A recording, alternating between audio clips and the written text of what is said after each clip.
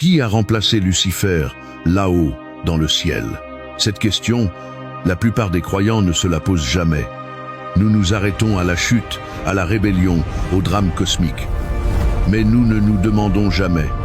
Et après, quand Dieu, dans un acte de justice souveraine, a précipité l'étoile du matin à cause de son orgueil dévorant, quand celui qui était porteur de lumière a chuté comme un éclair foudroyant, est-ce que la fonction qu'il remplissait est restée vacante?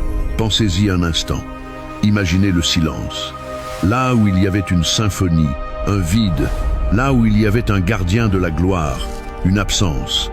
Est-ce que Dieu a simplement laissé ce poste céleste, ce ministère si particulier, vide? Est-ce que Dieu a scellé cette position pour toujours?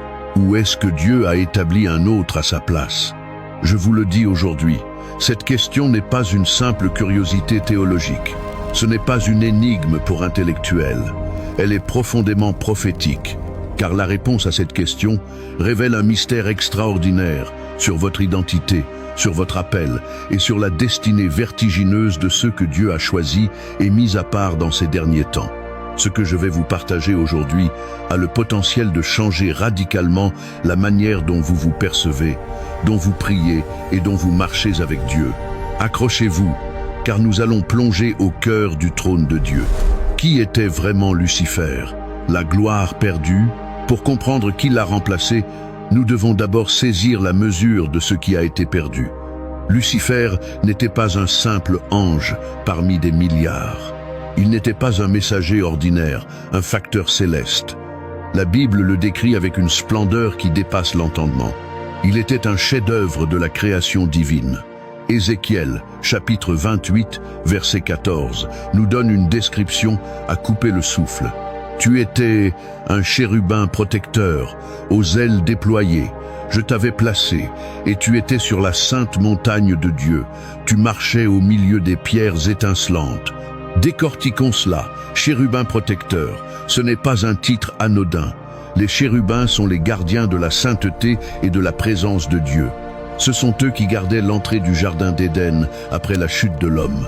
Ce sont leurs images qui couvraient l'arche de l'Alliance, le lieu même où la gloire de Dieu résidait sur terre. Lucifer était donc positionné au plus près du cœur de Dieu, comme un gardien de la gloire divine elle-même. Il marchait au milieu des pierres de feu. Imaginez un être si glorieux qu'il pouvait évoluer dans l'intensité même de la sainteté de Dieu, une dimension où la lumière et le feu sont une seule et même chose. Mais ce n'est pas tout. Le verset 13 nous révèle une autre facette de son être. Le tambourin et la flûte étaient à ton service, préparés pour le jour où tu fus créé. Comprenez bien la profondeur de cette phrase. La musique n'était pas seulement son talent, elle était intégrée à sa nature même. Il n'avait pas besoin de prendre un instrument, il était l'instrument. Il était une atmosphère vivante, une symphonie ambulante. Il ne se contentait pas de diriger l'adoration, il en était un canal direct, un porteur de la fréquence du ciel. Chaque battement de son cœur, chaque mouvement de ses ailes produisait une mélodie parfaite pour la gloire de Dieu. Il était, par essence, le ministre de la louange par excellence du royaume des cieux. Mais quelque chose s'est produit. Au sein de cette perfection, une graine empoisonnée a germé. Le cancer de l'orgueil. Ésaïe, chapitre 14, nous donne un accès direct, terrifiant, aux pensées intérieures de Lucifer. C'est le monologue de la trahison, articulé autour de 5 déclarations d'autosuffisance. Je monterai au ciel. Verset 13, la première étape, l'ambition de transgresser la place qui lui avait été assignée. J'élèverai mon trône au-dessus des étoiles de Dieu. La deuxième étape, le désir de dominer sur ses pairs, les autres anges. Je siégerai sur la montagne de l'Assemblée, à l'extrémité du septentrion. La troisième étape, la volonté d'usurper le lieu de l'autorité divine, le siège du gouvernement de Dieu. Je monterai sur le sommet des nues. La quatrième étape, le besoin de s'élever au-dessus de toute création. Je serai semblable au Très-Haut. Verset 14. L'étape finale est fatale. Le blasphème ultime. Le désir de remplacer Dieu lui-même. Là où Dieu cherchait un cœur soumis et reconnaissant, Lucifer s'est rempli d'une ambition narcissique. Là où Dieu voulait un serviteur qui reflète sa gloire, Lucifer a voulu devenir le générateur de sa propre gloire. Il a regardé le don et a méprisé le donateur.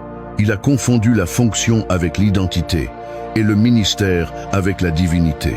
Et alors, la sentence est tombée, irrévocable. Dieu l'a précipité.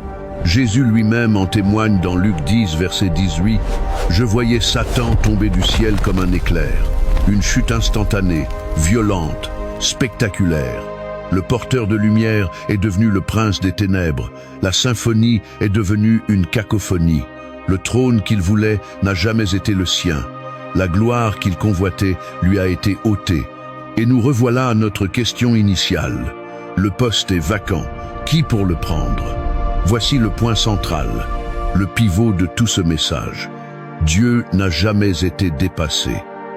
Dieu n'a jamais été pris au dépourvu. La chute de Lucifer n'a pas déclenché un plan B en urgence dans le ciel. Dans le royaume de Dieu, personne n'est irremplaçable, car Dieu lui-même est la source de toute fonction et de toute gloire. Ce que Lucifer a perdu, Dieu l'a redistribué. Mais pas comme nous l'imaginons. Il ne l'a pas donné à un seul être. Il a divisé la fonction en deux et l'a confiée à deux entités radicalement différentes. La première partie de la fonction de Lucifer était celle de chérubin protecteur, un gardien, un leader puissant. Cette dimension de commandement et d'autorité guerrière, Dieu l'a confiée à un autre archange, Michel, Apocalypse 12, verset 7, est formel. Il y eut guerre dans le ciel. Michel et ses anges combattirent contre le dragon. Là où Lucifer est tombé par orgueil, Michel s'est tenu ferme dans l'obéissance. Son nom même, Michaël, est une question qui est une déclaration de loyauté. Qui est semblable à Dieu? C'est l'antithèse parfaite du « je serai semblable au Très-Haut » de Lucifer. Michel n'a pas conquis par ambition personnelle. Il a triomphé par fidélité à son Créateur. Il est devenu le chef des armées célestes, le gardien du peuple de Dieu. Daniel, chapitres 10 et 12, le décrit comme un des principaux chefs et le grand chef, le défenseur des enfants de ton peuple. Michel a hérité du manteau de guerrier céleste, de l'autorité de commandement dans les combats spirituels. Mais Dieu n'a pas redonné à Michel toute la fonction de Lucifer. Pourquoi ? Parce que la dimension la plus précieuse, la plus intime, la dimension de la louange née du cœur, la dimension de la musique qui exprime une relation, la dimension de la gloire révélée par un témoignage, Dieu ne l'a pas confiée à un autre ange. Il l'a réservée. Il l'a gardée pour quelque chose de nouveau, pour une nouvelle race. Il l'a confiée à toi. Écoutez la parole de Jésus dans Jean chapitre 4, verset 23. Mais l'heure vient, et elle est déjà venue, où les vrais adorateurs adoreront le Père en esprit et en vérité. Car ce sont là les adorateurs que le Père recherche. Le Père recherche. Ce mot est puissant. Il implique un désir divin, une attente. Dieu cherche quelque chose que même les anges les plus glorieux, y compris Michel, ne peuvent pas lui offrir. Qu'est-ce que c'est? Un chant né de la rédemption. Une louange née de la douleur transformée en joie. Une adoration née d'un cœur brisé, autrefois esclave du péché, et maintenant restauré par la pure grâce de Dieu. Les anges adorent Dieu pour qui il est en tant que créateur. C'est une adoration magnifique et pure. Mais ils ne peuvent pas l'adorer en tant que rédempteur. Ils n'ont jamais été perdus et retrouvés. Ils n'ont jamais été morts et ramenés à la vie. Leur chant est celui de la création, le nôtre est celui de la recréation. Notre louange a une histoire. Elle porte les cicatrices de nos fautes passées et le parfum du sang de l'agneau qui nous a lavés. C'est ce que l'apôtre Pierre confirme de manière explosive dans 1 Pierre 2, verset 9. Vous, au contraire, vous êtes une race élue, un sacerdoce royal, une nation sainte, un peuple acquis, afin d'annoncer les vertus de celui qui vous a appelé des ténèbres à son admirable lumière. Regardez ces titres, ce sont les vôtres, race élue, choisie intentionnellement, sacerdoce royal, ayant un accès direct au trône pour offrir des sacrifices de louange, nation sainte, mise à part pour sa gloire, peuple acquis, rachetés à un prix infini. Dans l'Ancien Testament, les instruments et les chanteurs étaient au service du tabernacle. Dans le Nouveau Testament, nous sommes devenus le tabernacle vivant. Ce que Lucifer a perdu par orgueil dans le ciel, Dieu l'a transféré par grâce sur la terre. Il l'a placé dans l'Église, dans des vases d'argile comme vous et moi, dans des hommes et des femmes faibles en apparence, mais remplis du feu de l'Esprit, des cœurs parfois brisés, mais toujours fidèles, des adorateurs en esprit et en vérité. Votre adoration n'est pas juste une chanson que vous chantez le dimanche matin. C'est un acte prophétique qui remplit le vide laissé par la plus grande trahison de l'histoire cosmique. Éphésiens chapitre 3, verset 10, nous donne la clé finale. Dieu a voulu que les dominations et les autorités dans les lieux célestes connaissent aujourd'hui par l'Église la sagesse infiniment variée de Dieu. C'est à dire que Dieu enseigne aux anges, aux principautés, aux puissances célestes, à travers vous. Quand vous adorez au milieu de votre maladie, vous leur enseignez la fidélité de Dieu. Quand vous pardonnez à celui qui vous a offensé, vous leur enseignez la puissance de la croix. Quand vous louez Dieu après avoir perdu votre emploi, vous leur montrez une sagesse qu'ils n'ont jamais connue. Votre vie est une salle de classe pour l'univers spirituel. Vous êtes plus qu'un simple spectateur dans le grand drame du royaume. Vous êtes un témoin céleste dont la voix résonne dans l'éternité. Vous êtes un ambassadeur du ciel, chargé de manifester sa culture sur la terre. Vous êtes l'instrument de louange qui remplace le silence assourdissant de Lucifer. Vous êtes un flambeau vivant, un feu que toutes les armées de l'enfer ne peuvent plus jamais éteindre. Alors, ma question pour vous aujourd'hui est simple. Pourquoi vous taisez-vous? Pourquoi laissez-vous le doute, la peur, la honte ou la distraction voler votre son?